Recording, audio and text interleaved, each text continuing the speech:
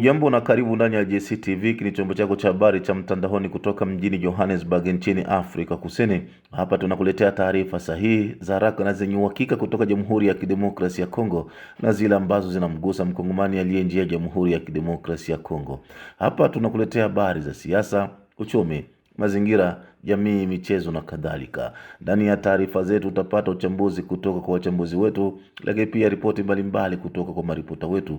Leo ni Jumanne, Mei 19, 2026. Tulionayo mchana wa leo: gereza kuu la Bunia mkoani Ituri liko chini ya uangalizi wa kiafya kutokana na mlipuko wa Ebola. Na jimbo la Ituri linatarajiwa hivi karibuni kuwa na mpango wake wa kijamii. Kuna hayo na mengine mengi, na kuomba twende sote hadi mwisho wa matangazo. Naitwa Bedi Jean de la Croix. Karibu. Na sasa tuangazie kwa kina taarifa zetu. Serikali ya Jamhuri ya Kidemokrasia ya Kongo inaendelea kupambana na ugonjwa wa Ebola unaoendelea kuua watu nchini humo. Zaidi ya watu 90 wameripotiwa kuuawa na wengi kubanwa na ugonjwa huo. Zuberi Ali na taarifa zaidi.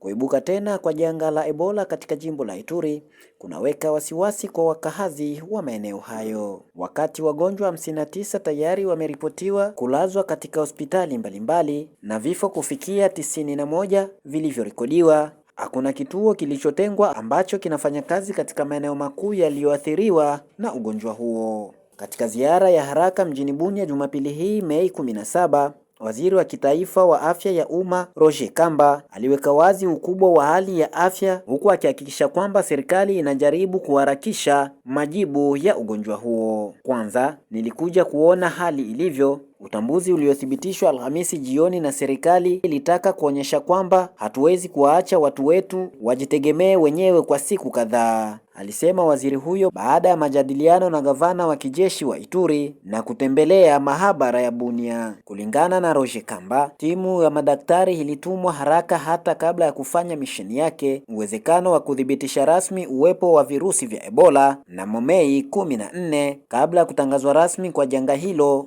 siku iliyofuata. Licha ya kupelekwa taratibu kwa timu za kukabiliana, miundombinu muhimu bado ni pasua kichwa. Bado hakuna kituo cha kujitegemea huko Bunia wala Rwampara hata kidogo huko Mongwalu, alikubali waziri huyo. Wakati upande huo unakabiliwa na hali hiyo, Kinshasa sasa inatangaza hatua za dharura, huku maeneo yaliyokusudiwa kuchukua vituo vya matibabu tayari vimetambuliwa katika maeneo matatu yaliyohusika kwa msaada wa mamlaka ya mkoa. Maeneo hayo tayari yamechaguliwa huko Rwampara, Mongwelu na Bunia. Tulileta mahema yote ili kuweka vituo vya matibabu, alifafanua Roger Kamba. Waziri pia alionya juu ya shinikizo linaloongezeka lililotolewa kwa miundo ya afya ya eneo hilo. Hospitali tayari ziko chini ya shinikizo, alisisitiza. Kulingana na takwimu zilizowasilishwa na Wizara ya Afya, wagonjwa 59 kwa sasa wametibiwa katika miundombinu ya afya,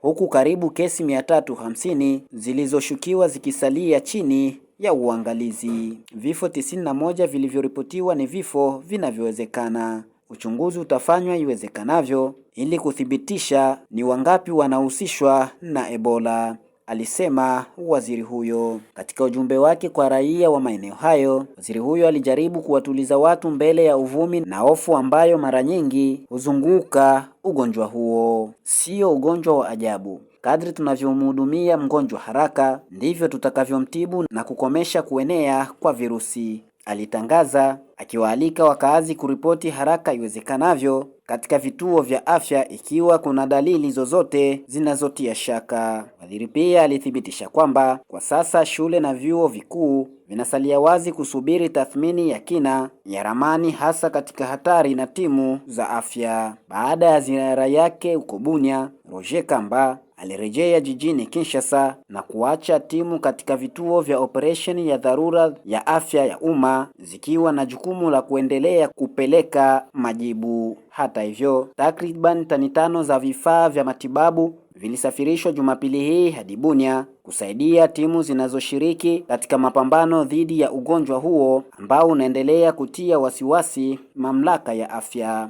Sehemu hiyo ya dawa iliwasili katika uwanja wa ndege wa Murongo chini ya uratibu wa Shirika ya Afya Duniani WHO pamoja na washirika wake. Alipowasili Bunia, Daktari Anne Ansia alithibitisha kwamba usaidizi huu wa vifaa unalenga kuimarisha kwa haraka uwezo wa kukabiliana katika maeneo yaliyoathiriwa na janga hilo. Tunakuja na zaidi ya tani 5 ya vifaa vya matibabu kusaidia kukabiliana na Ebola huko Ituri. Hii ni pamoja na vifaa vya kujikinga, vifaa vya matibabu na pembejeo nyingine muhimu ili kulinda timu za afya na huduma kwa wagonjwa, alisema mwakilishi wa WHO nchini Kongo. Vifaa hivi ikiwa ni pamoja na vifaa vya kujikinga, mahema na vitanda vya hospitalini zinaweza kuimarisha hatua za mstari wa mbele, kuimarisha, kuzuia na kudhibiti maambukizi ili kulinda jamii katika maeneo yaliyoathirika. Ni ripoti yake Zuberi Ali kutoka Kalemi. Na kuhusiana tu na taarifa hizi za Ebola ni kwamba gereza kuu la Bunia linajiandaa kukabiliana na tishio la mlipuko huo unaoendelea katika mji huo. Katika mazingira yenye msongamano mkubwa wa wafungwa, mamlaka za magereza zinaimarisha hatua za kinga ili kupunguza hatari ya maambukizi kusambaa. Likiwa na uwezo wa kawaida wa kuhifadhi watu 500, gereza hilo kwa sasa linahifadhi watu 2,202 wakiwemo wanawake na watoto wachanga.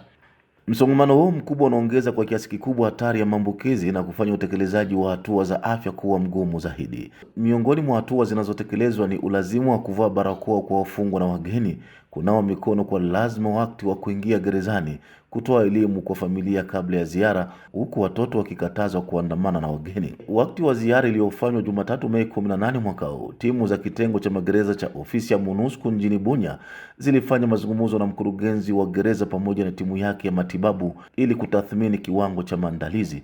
MONUSCO imependekeza hasa kutengwa kwa chumba maalum cha karantini kwa wafungwa wapya kwa muda wa siku 14 hadi 21, kufungwa kwa mfumo wa kupima joto la mwili, kuimarishwa kwa hatua za usafishaji na dawa za kuua vijidudu ndani ya gereza. Mkurugenzi wa gereza amesema anaendelea kujitolea katika mapambano dhidi ya Ebola, lakini ameomba msaada kutoka kwa washirika mbalimbali ili kupata vifaa zaidi vya kujikinga na kuhakikisha mwitikio madhubuti dhidi ya ugonjwa huo. Serikali ya DRC ilitangaza rasmi Ijumaa tarehe 15 Mei mlipuko wa 17 wa ugonjwa wa Ebola katika maeneo ya afya ya Rwampara, Mungwalu na Bunya katika mkoa wa Ituri. Na mwishowe kabisa, wakati wa ziara yake mjini Bunya katika mkoa wa Ituri kuanzia tarehe 8 hadi 16 mwezi Mei mwaka huu, mkurugenzi mkuu wa mfuko wa taifa wa uhamasishaji na huduma za kijamii FNPSS Alice Mirimo alishiriki katika mkutano wa ufuatiliaji na tathmini uliolenga programu hiyo. Alieleza kuwa mpango huo ni wa kimkakati na unahusisha sekta mbalimbali, ikiwa na lengo la kukabiliana na changamoto nyingi za kijamii zinazolikabili jimbo hilo. Miongoni mwa miradi iliyotangazwa ni pamoja na ujenzi wa maeneo ya vijana, viwanja vya michezo, kituo cha afya ya akili na miradi mingine mingi. Mfuko wa taifa wa uhamasishaji na huduma za kijamii pia unapanga kufungua kituo mjini Aru kabla ya kupanua programu hiyo katika maeneo mengine ya jimbo, alifafanua.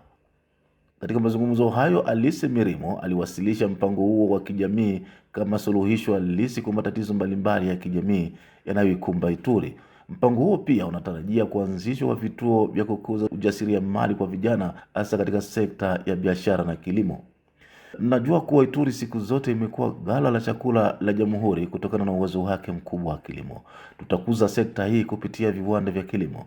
Kwa mfano, huko Aru kunatarajiwa kujengwa kituo cha kukuza ujasiriamali katika biashara ya kilimo pamoja na mjini Bunya, aliendelea kusema.